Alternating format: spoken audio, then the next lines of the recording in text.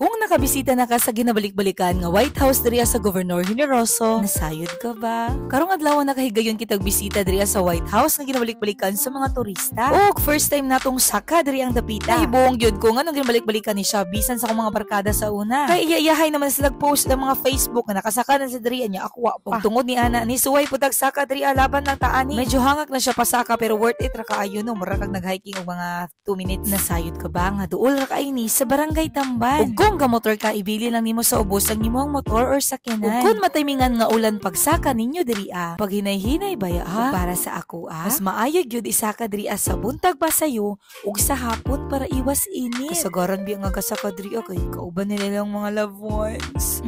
Anak gyud na. Dayon naabot na ta sa may unahan, gamay na lang ang kulang. Mao na ni siya ang White House nga ginatawa. Daghan na ga picture diri og daghan na pod ang ga profile diri. Musaka lang tagamay sa ibabaw. Sa ibabaw mas makita nimo ang kaanyag sa palibot. Alantawan sad nimo ang highway sa ubos. Hala uy, ka-peaceful diri ang dapita. Dayon syempre dili mawala ato ang mga video diri ang asayad. Kay wala man mo video sa tua, nagbutang ra tag stand diri sa kilid. Kanang makaingon gyud ko nga tama gyud sila. Pagkaanyag nining lugar. Kung ikaw musaka dinhi, pagbaon og tubig ha. Kaya ako hastang uhawa. Wa gyud ko kadag tubig sa ibabaw. Daghang salamat sa pagtan-aw.